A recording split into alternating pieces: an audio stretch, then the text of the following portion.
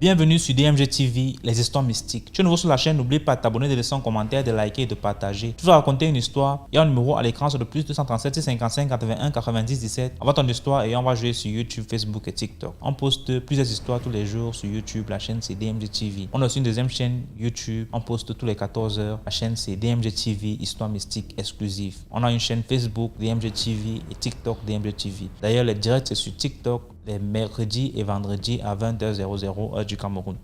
Donc je t'invite à t'abonner sur toutes nos plateformes pour ne pas manquer les vidéos qu'on poste avec des histoires mystiques. S'il vous plaît, laissez un like. Ce qu'on fait, c'est pour sensibiliser. Et donc, première histoire. Bonsoir DMG. Pour moi, ça fait vraiment longtemps. Hein. Ça fait longtemps. Avec les problèmes là, la famille, tout ça. J'espère que tu vas bien. J'espère aussi que tes abonnés vont bien. La famille et tout. La communauté DMG, j'espère aussi que vous allez bien. Bon. Je vais venir raconter une petite histoire là. Je ne serai pas longue. Une toute petite histoire. Voilà.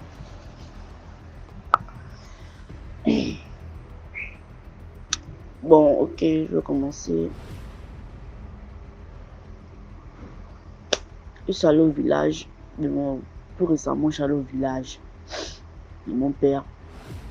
Je suis allé au village et tout. Dans le Gololo là-bas. Je suis au Gabon. Hein. Dans le Gololo là-bas. Donc, je suis allé à la Stovie, là, au village de mon père. Tout ça. Voir aussi les parents et tout. Ça fait longtemps. L'enfant est parti depuis à Libreville, un peu nous voir et tout. Donc, c'est pour ça que je suis allé voir les parents au village de mon père, du côté de mon père. Je suis allé voir et tout ça là. On était là. Je fais pratiquement 1 mois et demi là-bas. Je suis revenu. Je suis revenu m'aventir. Je suis revenu. Après, je me suis rappelé. Oh, DMJ. C'est que on m'a raconté là-bas. C'est vraiment étrange. Tout d'abord, je tiens d'abord à rappeler que les choses qui se passent dans le monde spirituel, c'est vrai. Les choses qui se passent dans le monde spirituel, les rêves qu'on fait, les rêves bizarres qu'on nous poursuit et autres, les choses bizarres que nous rêvons là, c'est vrai. Oh.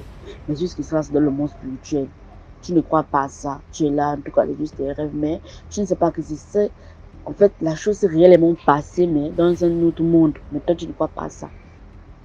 Moi, d'abord, moi, je crois à ça. Moi, je crois au spirituel.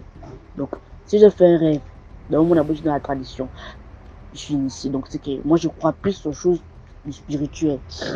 Donc, si je fais un rêve, automatiquement, je raconte ça à ma mère. Voilà, donc voilà, je suis le village de mon papa. J'avais expliqué la mère de mon père. Elle vit encore. Hein. La mère de mon père. J'avais fait un rêve ici à Libreville. Avant que je puisse partir au village, j'avais fait un rêve là. En tout cas, j'avais fait un mauvais rêve en fait. J'avais raconté ça à ma grand-mère du côté de mon père, vu que j'étais là-bas. Elle m'a dit c'est rien, c'est un rêve, faut prier et tout et tout. Et même là, le rêve là, c'est même pas, je sais pas comment, c'est pas un bon rêve en fait. J'ai rêvé carrément que le rêve est tellement long que jusqu'aujourd'hui, j'ai encore le rêve là dans ma tête. C'est que le rêve m'a choqué. Que le lendemain matin, je me suis réveillée, j'ai directement appelé ma maman m'a dit de faire un bain, de prendre le coup de girofle et les gousses d'ail, j'ai fait le bain avec ça. J'ai eu du DMJ. Avant d'abord que je ne parte d'abord au village de mon père pour trouver les solutions. Parce que ma mère m'a dit que le problème vient du côté de ton père. Vous voyez. Donc, moi, bon, je restais à Alena Kiri de Vendo, pour ceux qui connaissent Alena Kiri de Vendo. Je restais là-bas. Et puis une fois, je dormais. Une fois là, je dormais. Bon, je me dis ça comment je me suis réveillé le matin, le rêve. Pour que je puisse d'abord aller, pour que je ne puisse aller chez les parents de mon père au village, à la Stovie là-bas.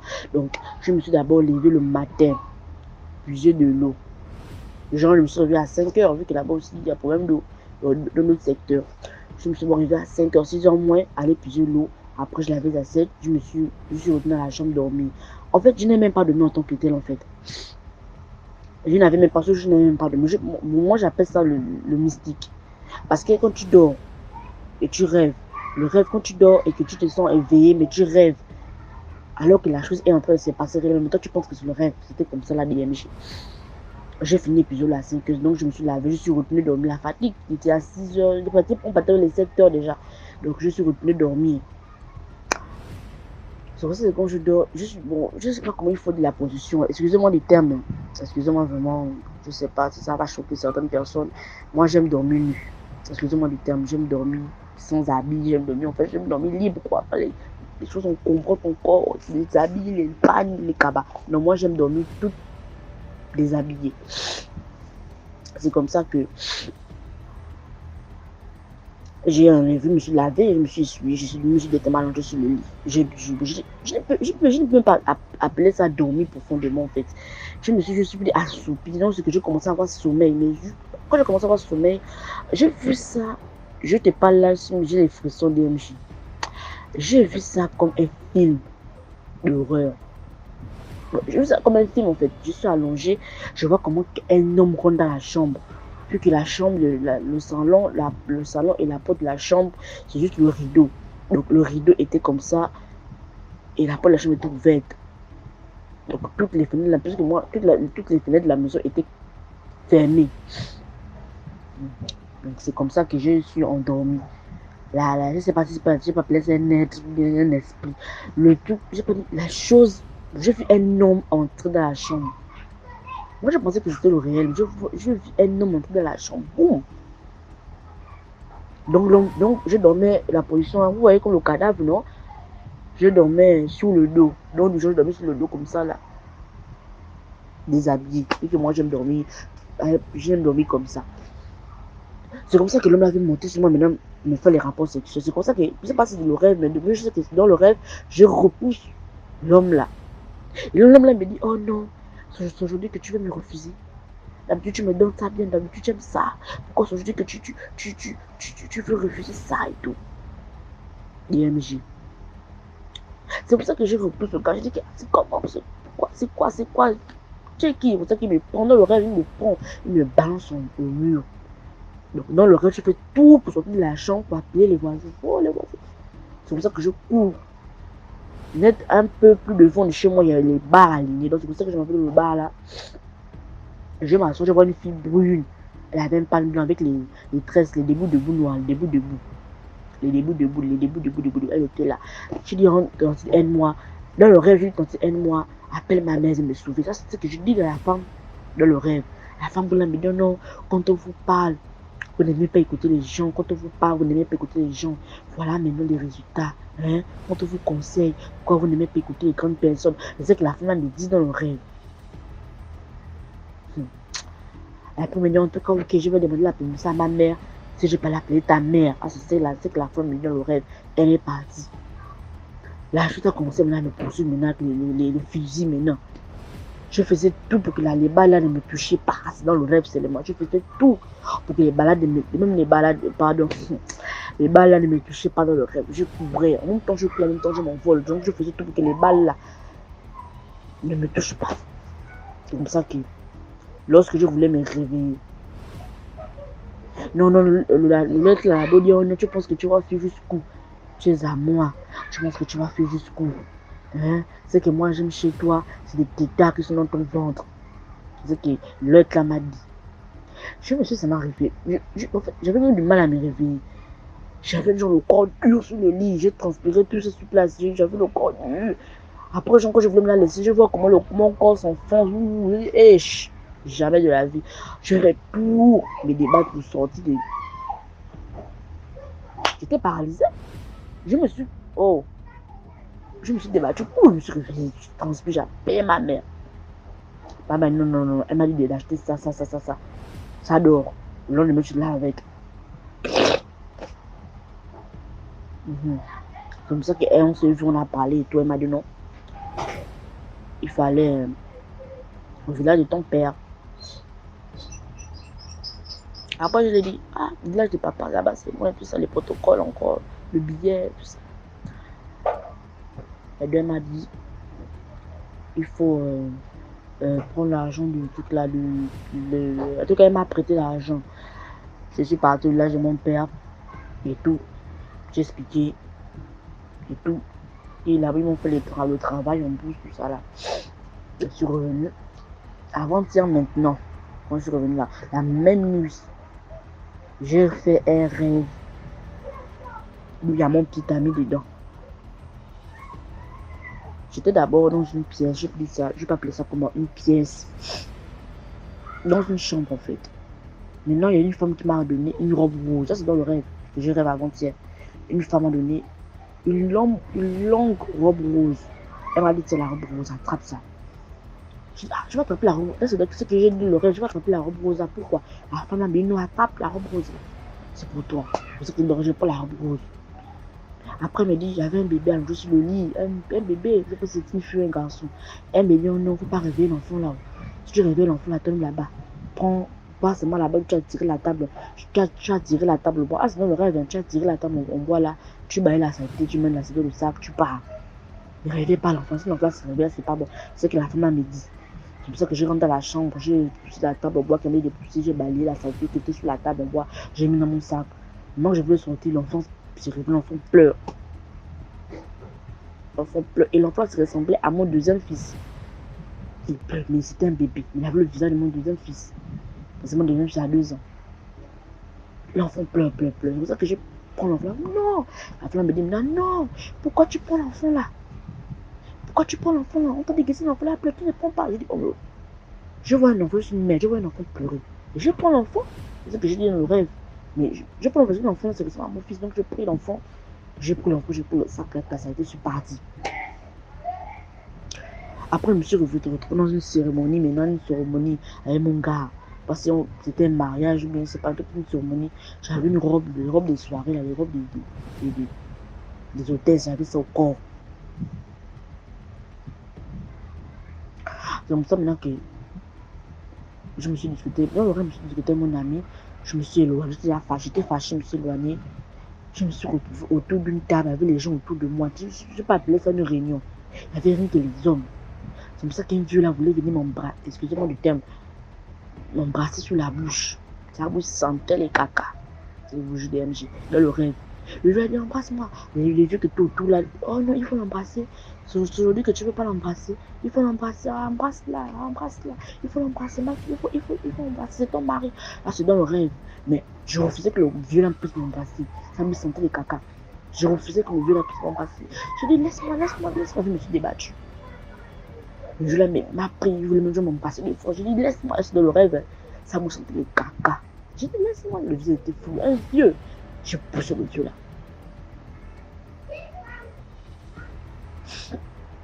Je me suis réveillée à 7h. J'ai expliqué ça à mon ami. Parce que mon ami ne croit pas aux choses là. Il a dit c'est rien pour prier, tout ça là. J'ai dit, on peut bien prier. Mais ce qui se passe le monde spirituel, la nuit, non parce que c'est le rêve, mais alors que c'est réel. Moi, je sais que, un côté, moi, je sais que j'ai marre de nuit. Et je me réveille maintenant les matins, j'ai mal au corps, j'ai mal au cou, je sais même pas. Parce que j'ai fait les rêves tout le temps qui. Cette chose-là vient vouloir venir me faire les choses, monter sur moi, je refuse. Dans le rêve, je refuse. Et je refuse cette chose-là. Depuis ce temps, je me sens même un peu malade, je me sens mal. Donc chaque soir maintenant, avant de dormir, je dormais avec la Bible sur le lit maintenant. La Bible, j'ai même acheté la Bible à cause de l'histoire là. J'achète la Bible. J'ai lis maintenant les psaumes 71, les psaumes 72, les psaumes, tout ça là, j'ai lis maintenant les psaumes, je dors. Donc, c'est un peu ça DMJ. C'est un peu ça. Ouais. Porte-toi bien. Merci beaucoup pour l'histoire. Maintenant, on passe à la deuxième histoire. Allô, bonjour DMG, bonjour à toute la communauté DMG. Ici LG à l'appareil. Je vais vous raconter une histoire qui s'est passée dans les années 2001.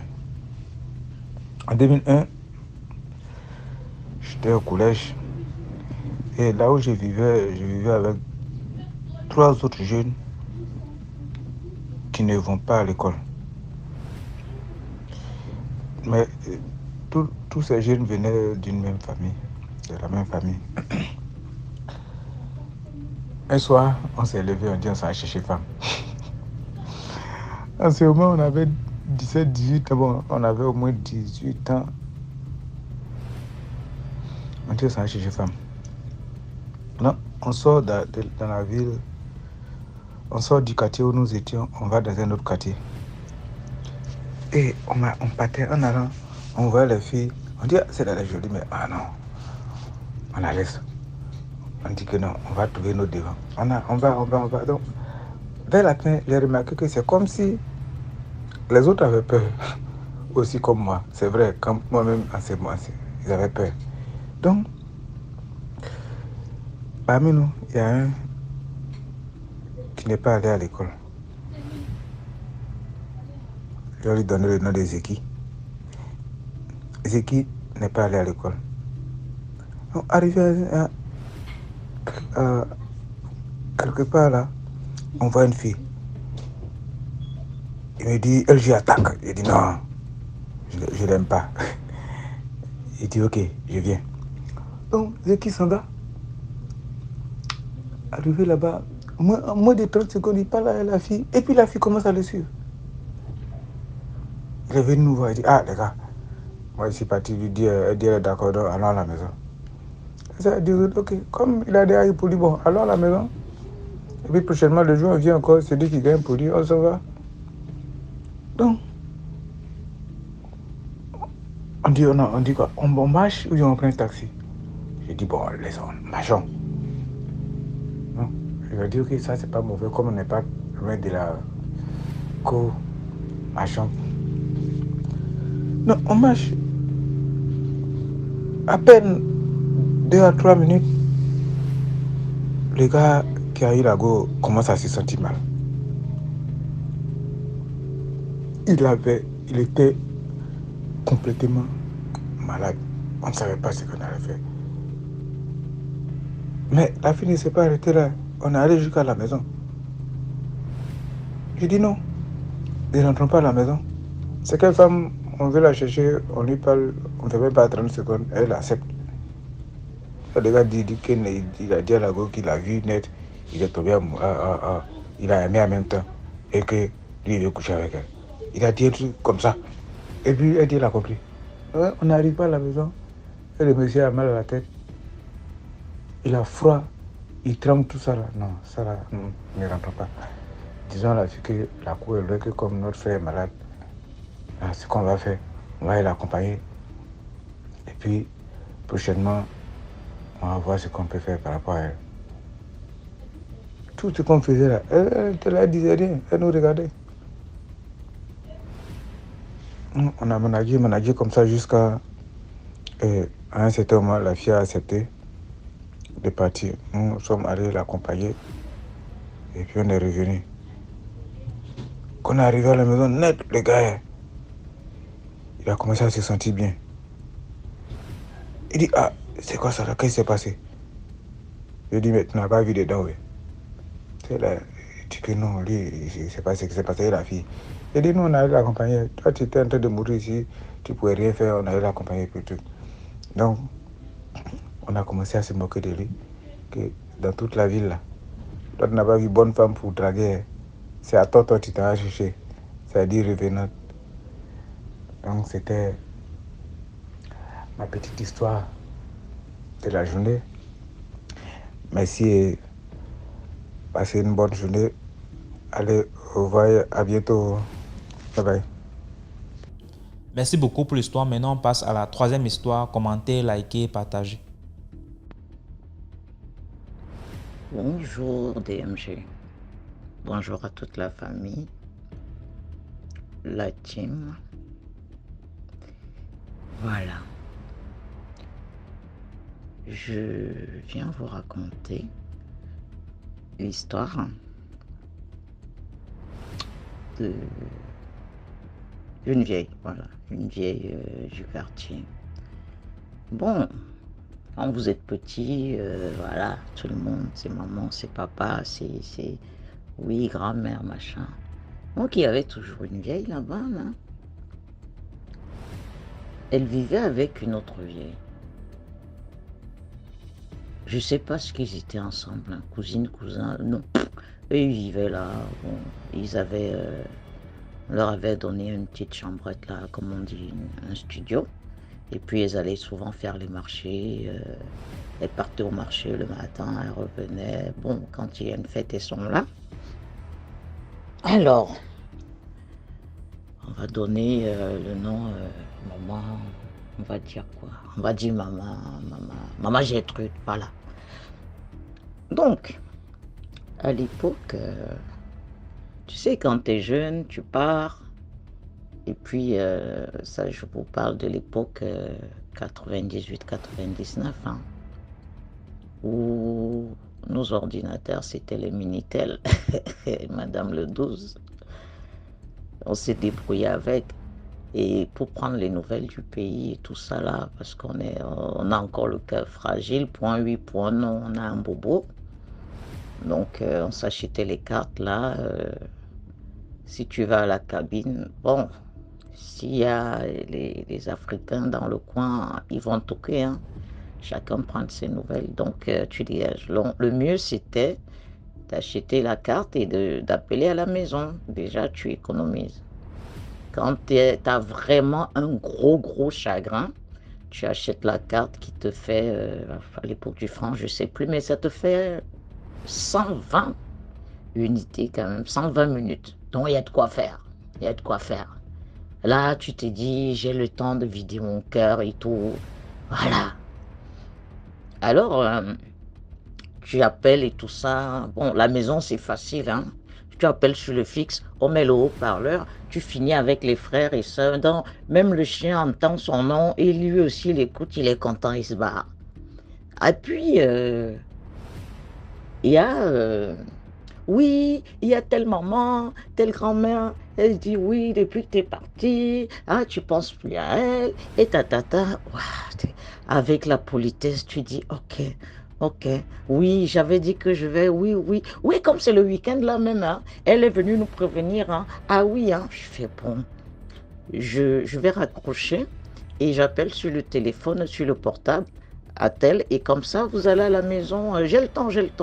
Vous allez donner à maman Gertrude. Comble de malheur, j'aurais mieux fait de m'abstenir. Parce que si elle venait à la maison, j'allais pas écouter ça. Elle m'aurait pas confié ces histoires. Vraiment, les gens sont méchants, quoi. Parce que quand à 17, 18 ans, on te raconte de ces trucs, ça, c'est mon malheur. Il y a les gens qui sont nés comme ça. Donc, j'attends 10, 15 minutes. Et j'appelle sur le téléphone portable. On lui laisse le téléphone et tout. J'entends comment elle dit « Oui, ma fille, comment va Paris ?» Parce qu'il faut aussi qu'on sache que... Hein? Oui, nous on est là. Elle me parle en dialecte et tout. Et je sens comment elle chasse l'enfant. « Oui, vas-y, dès que je finis, je viens te remettre le portable là et tout. » Donc, et moi aussi, je prends des nouvelles. « Oui, et tonton tel. Oui, et tonton tel. » Un des prétendus cousins, un vieux monsieur, hein. Le genre de monsieur, je ne sais pas, il était tellement sec. Je ne pouvais pas savoir s'il avait 90 ans, s'il avait 60 ans ou s'il avait 120 ans. Il était sec, hein. Il avait toujours la même tenue qu'il portait quand il sortait. Il avait une petite télé en noir et blanc que le vieux l'avait offert. Et c'était toujours allumé. Surtout, il attendait l'inspecteur Derrick. Voilà. Et chez lui encore, il avait son vieux poste radio où on met les cassettes qu'on l'avait offert. Et maintenant, il se baladait avec son petit poste encore pour écouter. Mais c'était un spécimen, hein. C'était vraiment un spécimen. Et chaque samedi, déjà la veille le vendredi, il fallait qu'il sorte sa tenue de sortie, qui était les talons de l'époque, là, hein, des hommes, là. C'était, il avait 2 paires, tout blanc et tout noir. Il avait un pantalon noir et une chemise blanche. Je ne sais pas de quelle époque ça date. Je ne sais même pas pourquoi on lavait ça. C'était devenu comme du plastique. Parce que même laver, c'était déjà repassé, quoi. Les plis, il n'y avait aucun pli. Tu frottes, ça reste comme si on avait repassé. La chemise amidonnée, on amidonnait tellement la gamine qui était dans cette maison. Déjà, sa mère s'était barrée, je sais pas. Et bref, on prétendait qu'à l'époque, il trempait un peu, il avait des grimoires super, je sais pas moi, marabout. Et puis bon, il y a des jeunes qui étaient allés le voir à l'époque pour être célèbres, gna gna gna gna gna. Il a fait des invocations, les jeunes se sont barrés, ils sont devenus fous, quoi. De toute façon, tous ceux qui sont entrés chez lui, voilà. Le chanceux, il pousse, c'est vraiment le plus fort, hein. Il colle les roues. Il fait couleur de roue. Tu vois, mon papa, là, il colle les roues. Il cherche même pas à savoir si... Non, non, non. Il se contente de coller ses roues, c'est tout. Parce que tu te dis, bah dis donc, le mec, il a traumatisé une génération, hein. Alors, sa chemise blanche, donc c'est l'image que j'avais, ces espèces de salamandres à l'époque de, je sais pas moi, Bongo, quelle année, je sais pas. Il sort, il part. Et à ce qui paraît, tous les jours, il envoyait la fille à sa femme, ou on lui a donné une femme, je sais pas. Cette femme-là, bref, elle s'était barrée, elle a laissé sa fille. Donc c'est sa fille qui entrait à une certaine heure. Quand il donne son tempo, elle entre, elle ouvre le fameux grimoire. Il y avait toujours 10 000 tous les matins. Avec les 10 000, il donne 5 000 pour la ration. Il va jouer au PMU. C'était ça sa vie. Donc la maman et tout, je prends des nouvelles. Elle me dit, oh, le marché en ce moment, tu sais. Oh, les maniocs, ça part au Gabon. Et puis c'est devenu cher. Ah, ta, ta, ta. Tu sais, les vieilles, là, moi, je sais pas. Il n'y a pas d'enfants, il n'y a rien. Elles sont dans les tontines. Mais elles se plaignent toujours. Mais où va leur pognon? Je ne cherche plus à savoir. C'est bon. Bref, à un moment, je demande les nouvelles du fameux papa, quoi. Parce que vraiment, voilà, des spécimens comme ça, c'est des fossiles, hein. Il faut... Oui, et papa tel et tout ça, là, machin. Oh, ma fille, tu ne connais pas. Il est décédé. Mais vraiment, il a pris du temps, hein. Et il a pris du temps pour crever, celui-là. Je me dis, oh, mais maman, il ne faut pas dire ça, quand même. Comment ça? Tu vois très bien que depuis qu'il était là, il avait gâté tous les enfants et tout. D'ailleurs, c'est à cause de lui que nous, on ne s'est pas mariés, hein. Hein? On n'a pas d'enfants et tout. On se retrouve à cet âge-ci, aller encore vendre les petits maniocs au marché et tout, à se faire engueuler, à sortir 4 heures du matin. Eh mais maman, calme-toi, hein? Mais qu'est-ce qui lui est arrivé et tout ça? Bon, c'est pas grave, hein, mais qu'est-ce qui lui est arrivé quand même? On pardonne quand même à l'amour. Pardonner, pardonner. Qu'est-ce qui peut pardonner à ce chien? Mais la dame, elle était déchaînée, hein, la mamie, hein. Je ne savais même pas qu'elle avait ce genre de langage. Mais vraiment, mais hein, elle y allait, hein. Elle me dit, hein, et avant de mourir, il a bien souffert, ce sorcier. Il a bien souffert. Hein? Bien fait pour sa gueule. Tu t'es dit, non, mais mamie, bien fait pour sa gueule, celui-là. Hein? Tu te rends compte? Quand tu sais encore, quand tu étais là, sa femme s'est barrée. Et puis, il a fait souffrir la vie unique de sa femme, hein. Et on était là, on se disait, waouh, tout le monde, tu sais, moi je dis, bah oui, la pauvre, elle souffrait là-bas, à lui faire ses chaussures, et le fer à repasser qui avait du charbon, c'était lourd et tout, le vieux fer à repasser de l'époque, mais vraiment c'était méchant. Moi j'ai jamais compris pourquoi il a jamais acheté un fer à repasser normal. C'était lourd, les vieux fers à repasser à charbon là et tout. Bah oui, il était méchant, tu vois ma fille, tu vois ma fille. Et là, elle a pris la confiance. Elle me dit oui. Un beau jour, la petite, elle a disparu, elle s'est barrée. Pendant une semaine, on n'a pas vu la petite, on était tous contents. Oui, c'est bien, elle a été brave, elle est partie. Parce qu'on était sûr qu'il absorbait l'énergie de cette gamine. Et on se demandait qu'est-ce qu'elle va devenir, elle va finir comme nous, hein. Et dès que la gamine s'est barrée, Le mec, il a commencé à dépérir. Parce que, et ce qui est bizarre, son grimoire où il envoyait la gamine prendre les 10 000 qui sortaient de je ne sais où, tous les matins, bien comme si ça sortait de la banque. Hein. Je sais pas, peut-être l'argent ne sortait plus. Dès que la gamine s'est barrée, il a commencé à dépérir.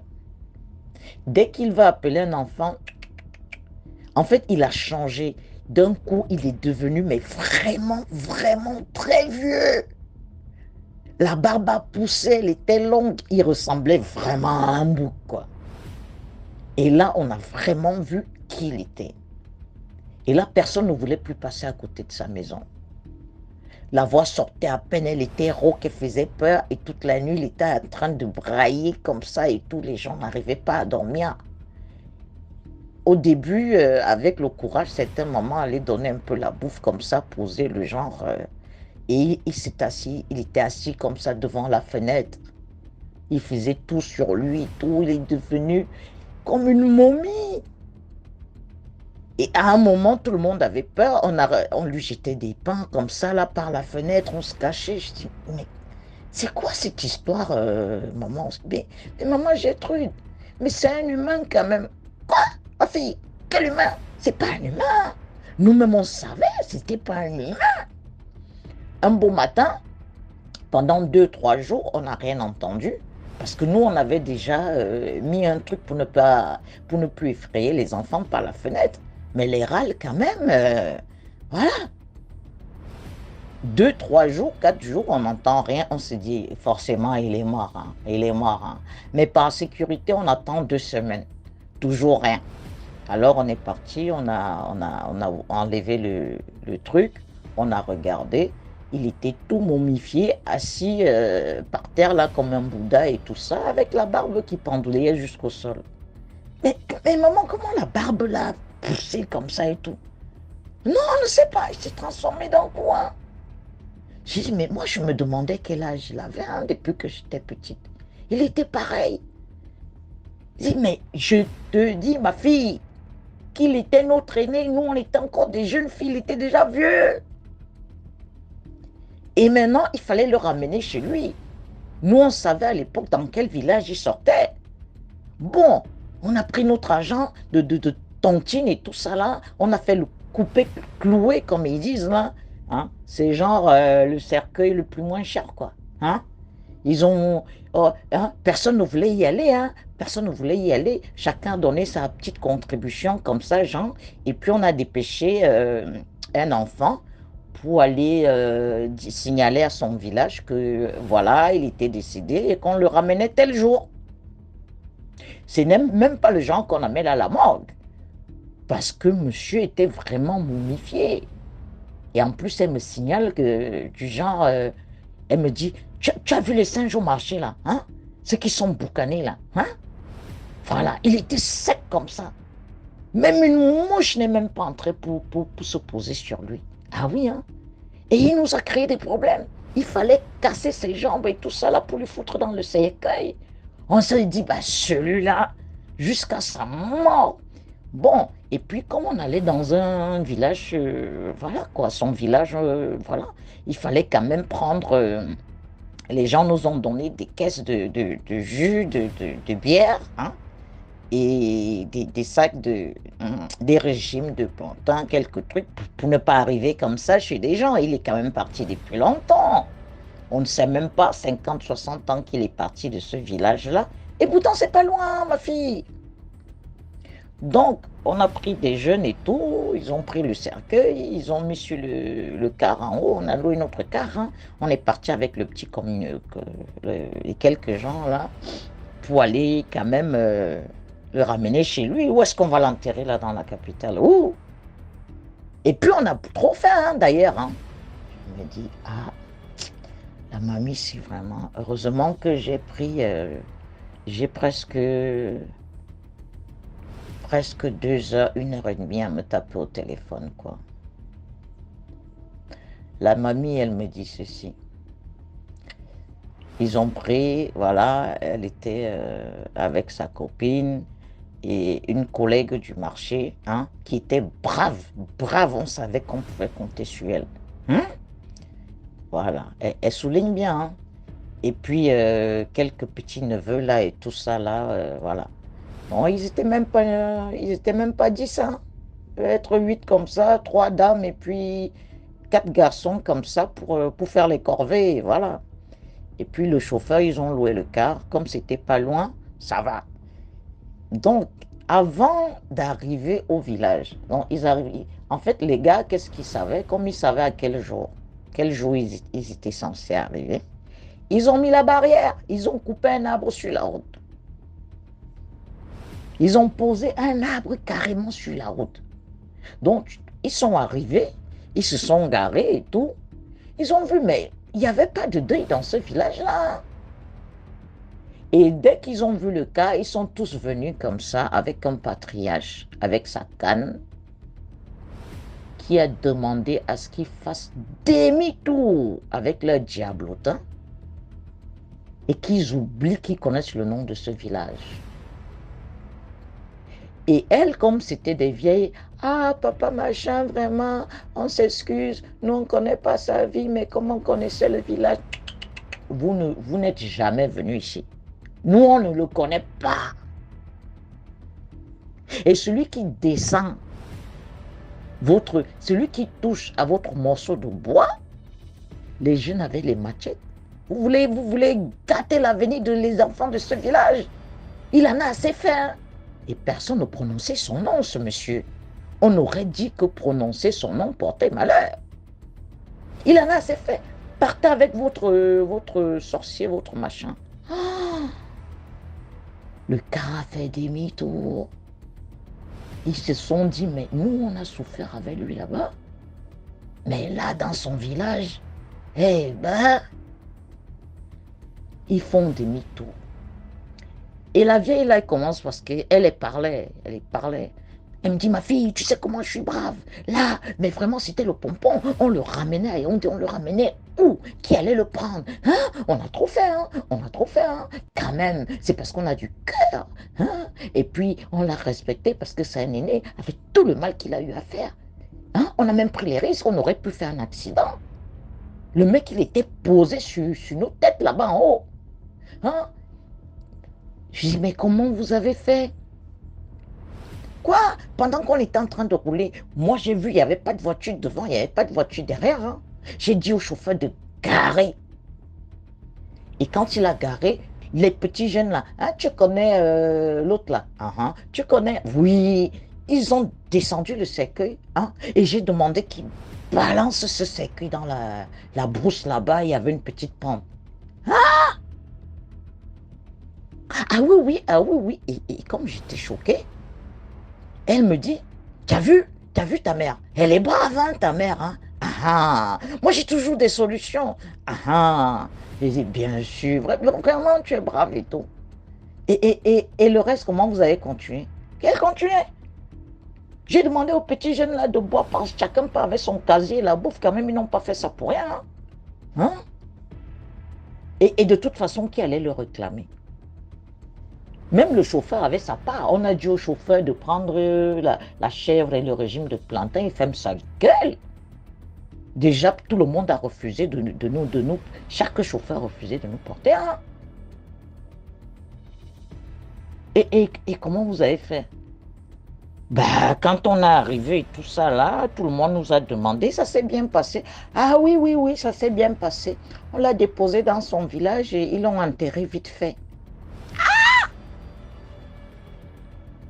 Et c'était quoi la pente là? C'était quoi? S'il y avait un champ, c'était quoi? Ah, moi je sais pas, je sais juste qu'il y avait une pente là-bas. Il n'y avait pas de maisons tout autour. Mais justement, j'ai regardé, il n'y avait aucune maison là-bas. Je dis, mais... Non, on a balancé le cercueil, on est parti. Ah oui, la famille. Je sais pas pourquoi. J'ai regretté ce jour. Je me suis dit là, les histoires de j'ai un petit bobo, j'appelle au bled. J'ai un petit bobo, j'appelle au bled. À partir de ce jour-là, j'ai arrêté de prendre les cartes qui font 1 heure de temps. Là. Et en plus, les cartes là étaient traîtres. Parce que si tu dis mes unités sont finies, ils disent non, non, non, non, non. Il y avait les pip-pip, il y avait une dame qui parlait là. Il vous reste 1 minute. Donc tu ne peux pas dire les unités sont finies. La carte là, elle te trahit. Tu es obligé de subir. Et quand une grand-mère comme ça te prend sur le portable, si ce n'est pas coupé, tu lui dis maman, maman, ça va couper. Et puis quand la dame parle, tu dis mais c'est quelle femme blanche qui parle, qui ose parler quand je parle à ma fille? Oh, ça a coupé. Je vous jure, j'ai fait des cauchemars. Je me suis dit, est-ce qu'elle me dit la vérité? Si elle a le culot de faire ça, elle va au marché. Est-ce qu'elle n'a pas ramené le truc là déjà? Elle était boucanée, le truc, même les mouches n'en voulaient pas. Même un chien ne pouvait pas toucher à ça. Elle n'a pas découpé ça pour aller vendre au marché. Mais j'ai fait des cauchemars. J'ai fait des cauchemars. Je me suis dit, je descends au pays là, mais je l'ai vite. Ou alors je pars vite, vite, vite. Bref, à ce qui paraît, à chaque fois j'appelais à la maison, elle savait déjà que c'était le samedi. Elle venait s'asseoir pour regarder la télé à la maison. Hein. Donc j'étais obligée, oui, oui, oui. Il y a maman Gertrude aussi qui est là, qui te dit bonjour. Et il faut lui passer le combiné. Oui, ma fille, il fait quel temps là-bas? Oh, maman Gertrude, il y a la neige, gna gna. Toi-même, tu sais que le secret qu'elle t'a balancé là, hein, c'est parce que tu es sa personne. Hein. On ne sait jamais. Hein.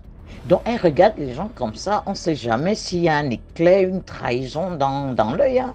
Et toi, tu n'as jamais rien entendu, tu n'as jamais rien vu. Tu restes poli. Oui, maman Gertrude, vraiment. Quand tu vas venir là, tu me ramènes une perruque, hein, ma fille. Quand il y a aussi la sortie là et tout, je pose aussi la perruque. Ta mère aussi, hein, elle va être propre, elle va être... Oh, mon Dieu, qui fait ça? Qui fait ça? Balancer le cercueil comme ça. Le mec était tellement mauvais, tellement méchant, tellement satanique, que même la terre a refusé de lui. Ils te l'ont balancé. Ils n'ont pas acheté de costume. Hein. Ils avaient pris ces fameuses chaussures. Ils ont mis tout ce qui lui appartenait dans le coupé cloué, là, le cercueil, là, qui n'est même pas raboté. Ils lui ont mis sa fameuse chemise blanche amidonnée, son fameux pantalon noir amidonné. C'est avec ça qu'il est parti avec. Hein. Personne n'a dépensé quoi que ce soit. Hein. De toute façon, il était, on casse les mains, on casse les... Allez, quelle mort? On a mené qui dans la mort? Je me suis dit, mon Dieu, si quelqu'un trouve ça, qu'est-ce qu'il en fait? J'ai passé des années à cogiter dessus, quoi. Mais bon, des fois, il y a des histoires qu'on raconte, on a le courage parce qu'il y a prescription, hein, à plus de 20-25 ans. Et puis, voilà, quoi. Les gens qui t'ont raconté sont décédés, machin, et puis, bon, on ne donne pas plus d'indices que ça. Hein. Comme quoi, quand on fait du mal, même parfois, même les chiens ne veulent pas assister, même voir ton corps. Ils te l'ont balancé dans un ravin. Parce que dans ce village, ils ont dit, il va sortir un vampire tous les soirs, on est foutu. Et la vieille a dit, moi, je devais l'amener où? Je devais l'enterrer où? Déjà, on s'est porté garant de retrouver son village. On a même eu l'erreur de dire qu'on connaissait son village, qu'il nous avait confié, qu'il venait de... Seigneur. En tout cas, que Dieu nous préserve.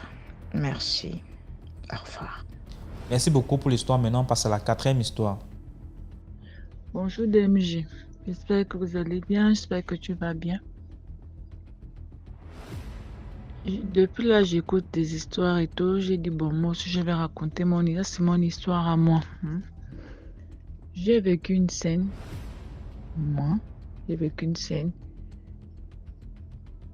J'étais au Gabon. Parce que je vis au Gabon.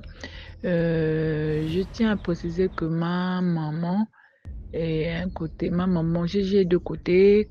Ma maman est camerounaise. Mon papa, il est d'ici. Mais non. Étant au Gabon, j'ai commencé, en seconde, non, 3e, je fréquentais un gars. Maintenant, après, je suis tombée enceinte. Et nous, en tombant enceinte, le gars m'a dit de ne pas enlever la grossesse. Et ma maman ne voulait pas que je garde la grossesse. Elle a commencé à menacer le gars en disant que tu veux gaspiller ma fille l'école. Donc, si tu gaspilles ma fille l'école, je veux gaspiller pour toi. Donc, le gars a eu peur. Même le gars, au départ, ne voulait pas enlever la grossesse. Alors, on a gardé, bon, pas qu'on a gardé. Ma maman me menaçait. Ma maman me menaçait vraiment d'enlever cette grossesse. Mais, fin des fins, quand le gars a pris la bourse, il a dit, ah, je veux pas de problème, enlève. Voilà maintenant où se situe le problème. Le jour même que je vais enlever cette grossesse, je vais à l'hôpital accompagné d'une de mes tantes. Je vais à l'hôpital. Après ce qui s'est passé, on a fait le curettage. Quand je rentre à la maison, je dors.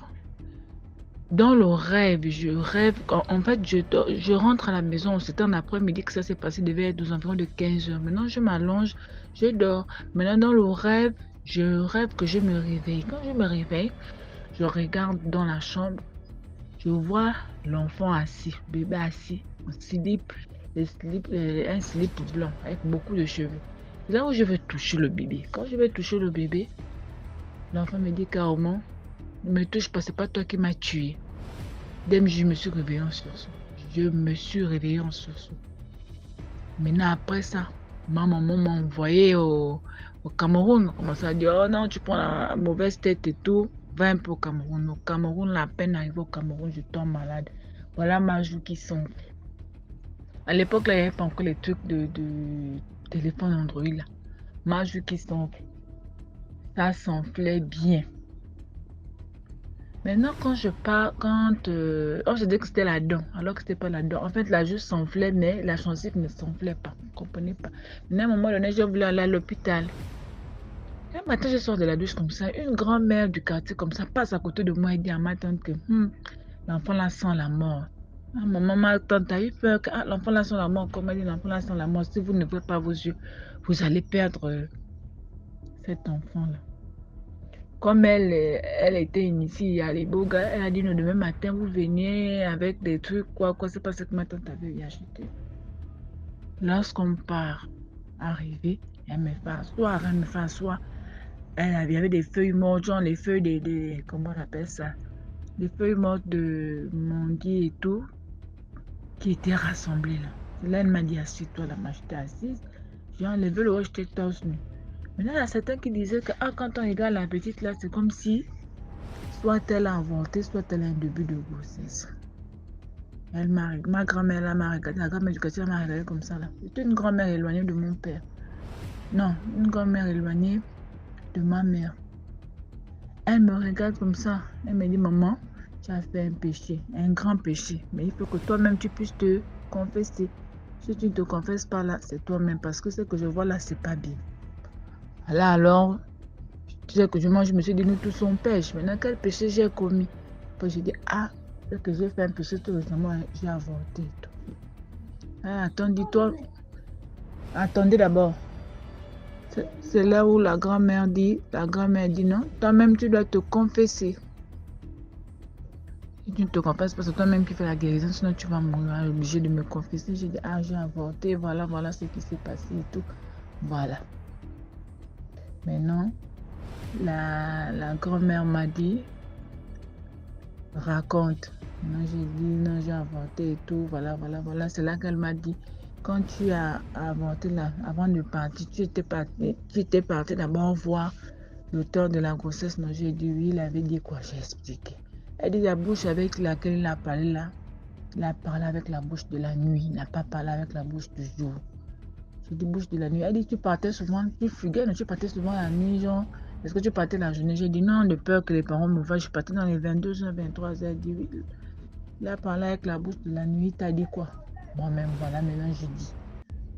Alors, il a parlé, il a mis l'oreille sur le ventre, il a dit, mon enfant, tu es en train de partir. Que toute personne qui a mis la main dans ta mort, tu fais de ces personnes ce que tu veux.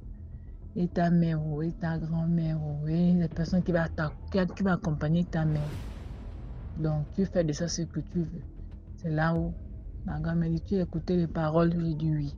Elle dit les paroles là, c'était quand il dit ce que tu veux, c'est que toi, tu meurs. Ta belle-sœur en question, elle avait un retard, j'ai dit oui. N'est-ce pas que le retard l'est sorti? J'ai dit oui. C'était un truc de 4 mois. 4 mois, le ventre commençait déjà à se voir. Elle dit voilà. L'enfant là est venu le à rechercher l'autre. Maintenant là, il est là, à côté de ton pied là. Tu ne peux pas le voir, seulement tu le vois. Il est venu pour te chercher, il est très en colère. Donc si on ne met pas du noir entre vous, on ne vous sépare pas. L'enfant là va finir par te tuer parce qu'il est venu là pour te récupérer, pour que tu ailles le garder. DMJ.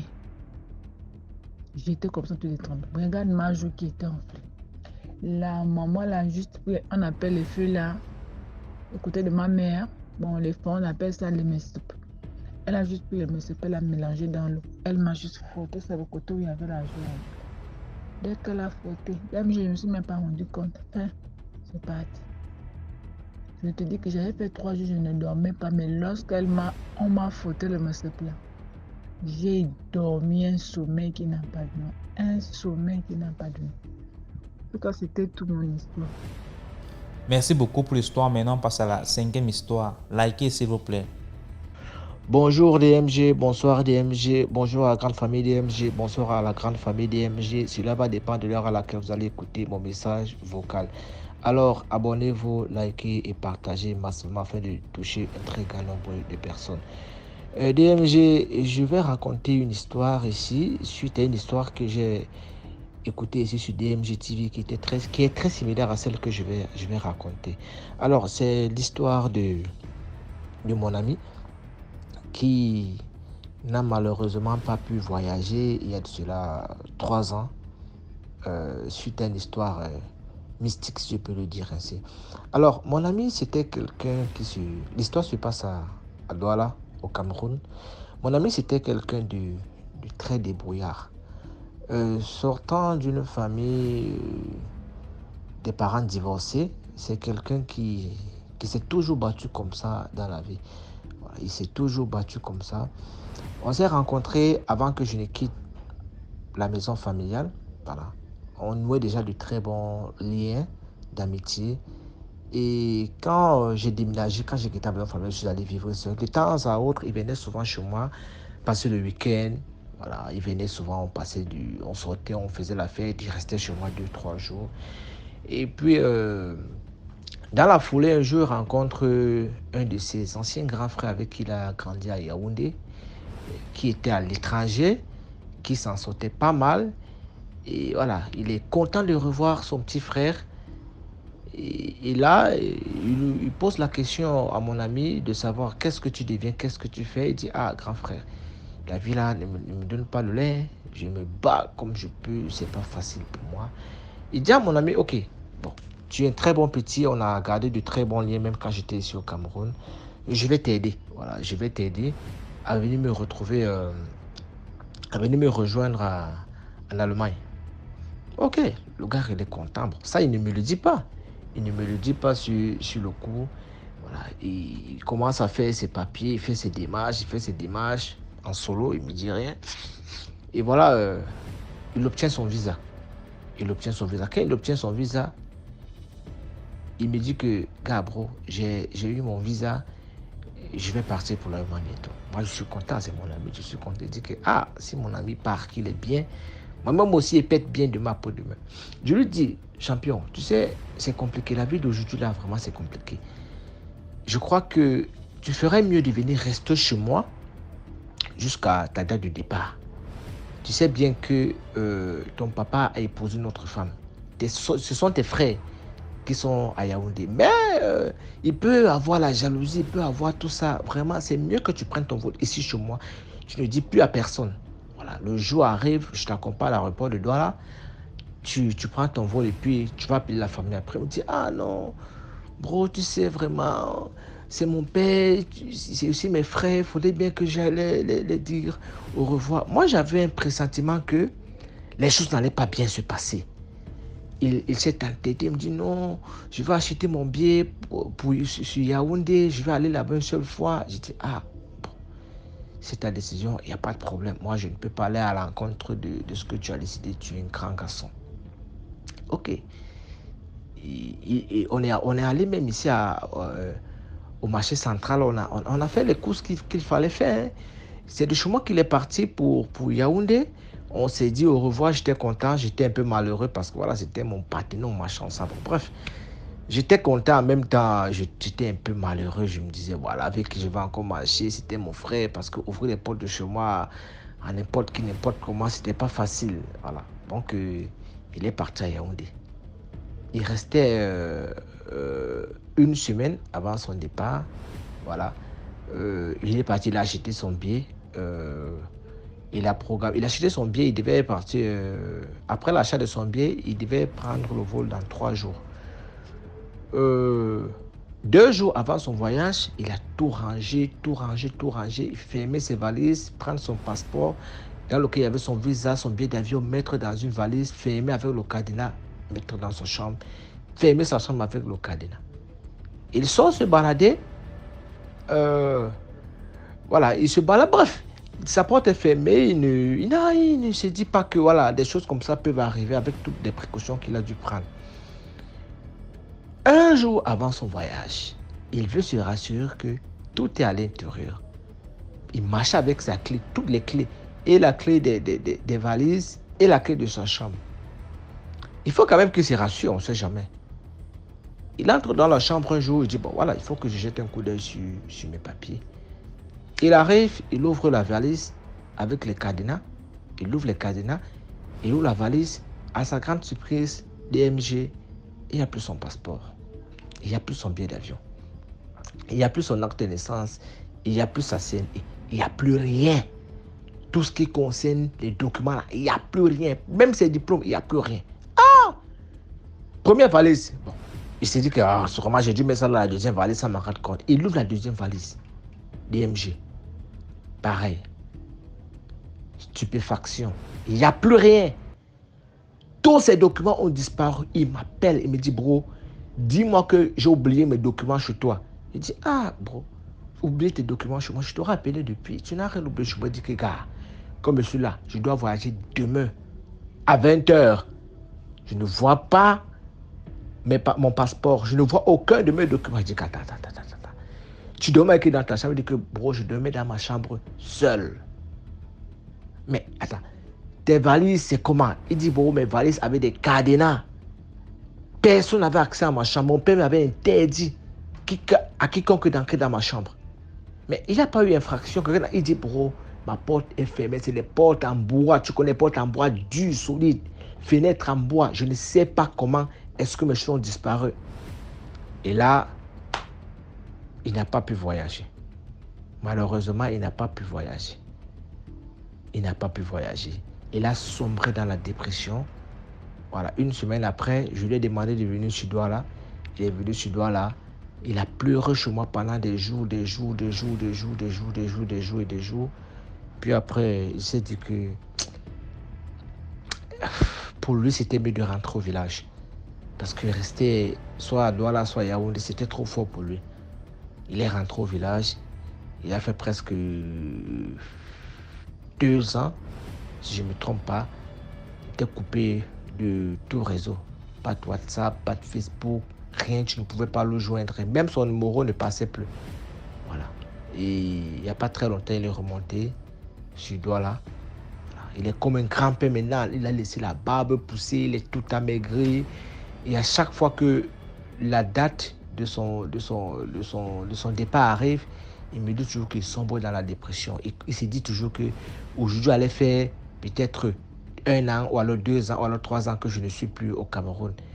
Et voilà, on ne peut que dire que c'est des affaires mystiques. Parce que comment est-ce que le passeport, avec un visa et tous les documents, peut disparaître dans une chambre qui était hermétiquement fermée? C'est-à-dire, personne n'avait accès à ça. Bon, je ne sais pas si maintenant quelqu'un veut le double des clés, ou alors c'est d'ordre mystique, ça je ne sais pas. Mais la leçon de moralité que je peux donner ici est que vraiment, faites attention. C'est la leçon de moralité que n'importe qui ne fait que dire ici tous les jours, que faites attention, redoublez de prudence. La seule personne à qui vous pouvez faire confiance de nos jours, c'est à vous-même. Il n'y a pas quelqu'un d'autre à qui vous pouvez faire confiance. Ce n'est qu'à vous-même. vous faites vos choses en catimini. Parce que les gens sont trop jaloux. Trop jaloux. Il y a mon professeur de mathématiques qui me disait toujours que ton ami, c'est ton ennemi en réserve. Donc, un ami que tu as aujourd'hui, à qui tu racontes tout, sache que c'est un ennemi que tu es en train de préparer. Voilà. Donc, passez une bonne soirée. Merci. Merci beaucoup pour l'histoire. Maintenant, on passe à la 6e histoire. Bonsoir DMG, bonsoir toute l'équipe DMG. Bonsoir tout le monde. Commentez, partagez et likez. Je vais vous raconter une histoire que j'ai vécue à Libreville. Vraiment, ne prenons pas à la blague quand on dit la sorcellerie existe, le vampire existe. On a vécu ça en direct au tribunal à Libreville. Donc, il y avait 4 personnes impliquées, donc 2 copines et un couple. Ils discutaient une place. Les 4 personnes faisaient le commerce, le couple et les 2 copines faisaient le commerce et ils discutaient la place. La place était pour le couple. Donc, les 2 copines, une Nigérienne et une Ghanéenne. Une Nigérienne et une Ghanéenne. Les 2 copines vendaient sur la parcelle du couple. Donc les problèmes ont commencé, elle ne paye pas bien, et le couple ne vend plus depuis que les 2 là sont installés là. Les problèmes ont commencé fort, la bagarre. Donc le couple a dit aux filles, non, vous ne pouvez plus rester, il faut quitter. Des sérieux problèmes. Il y a eu 2 fois la bagarre. On va voir. Les préméditations de 2 côtés. Le couple, c'était un couple béninois. Voilà comment le monsieur tombe malade. Peu de temps après, il meurt. La dame dit, c'est pas possible. Avant que le monsieur ne meure, ils avaient déjà porté l'affaire au tribunal. Ils avaient rendez-vous, on leur a donné rendez-vous qu'à tel jour, il y aura audience. Avant l'audience, le monsieur décède. La femme était en grossesse, elle a accouché. Elle n'a pas laissé l'affaire, elle dit non. Prochaine audience, elles se sont retrouvées, elle et les 2 copines, au tribunal. La salle d'audience est pleine. Donc, on les appelle à la barre. Avant de les appeler, ils savaient que dès que l'affaire qui était devant eux terminée, ce sont elles qu'on devait appeler maintenant. Donc la dame est là avec son bébé, un bébé de 3 mois. Elle donne le sein au bébé. Elle attend qu'on les appelle. Dans un moment, on les appelle de passer à la barre maintenant. Elle enlève le sein, elle rentre dans le soutien, elle s'arrange.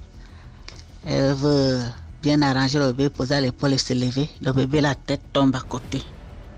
Elle tourne, le bébé tombe. Elle bouge la main tombe. Le cou tombe. Ça, c'est quoi? En pleine salle d'audience.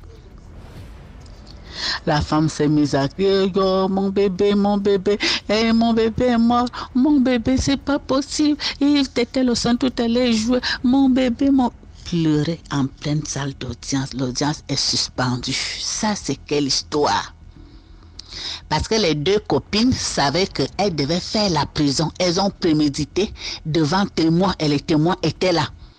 En préméditant comme ça, on va voir, on va te faire tomber. Tu vas voir, tu es béninois, nous on est ceci, on va te montrer. Et à la suite de ces préméditations, le monsieur est décédé. Elle savait que la prison était inévitable.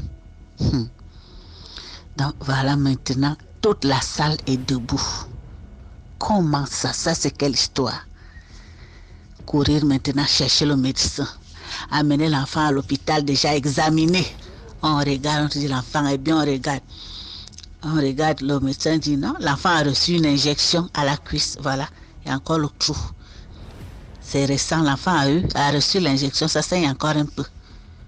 La dame dit non, j'étais en pleine salle d'audience, personne en dehors de moi-même. Le médecin dit, je vous dis les résultats des analyses, je viens d'analyser, j'ai vu, j'ai consulté, voilà. La dame a pleuré, on a renvoyé l'audience. Mais comme je ne sais pas comment expliquer, donc le tribunal, les deux copines étaient assises côte à côte, mais de l'autre rangée.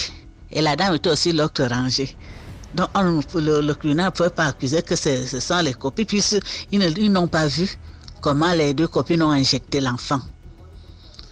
Voilà comment la femme, elle a dit non. Elle préfère même rentrer chez elle. Au lieu de continuer à suivre cette affaire, elle a déjà perdu son mari et le bébé. Il vous dit qu'en pleine salle d'audience, l'injection mystique, on vient injecter le poison à un bébé de 3 mois entre les mains de sa mère parce qu'elle ne veut pas faire la prison. Donc pour vous dire que le monde que nous vivons là, on ne comprend pas. Elles étaient en tort.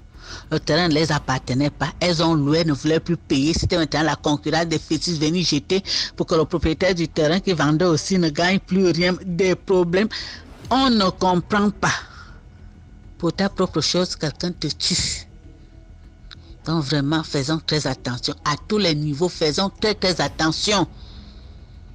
À tous les niveaux. Le diable est à tous les niveaux. Même dans ton propre lit, il te trouve. Dans ta propre chose, il te trouve. Et il te réussit, il te gagne.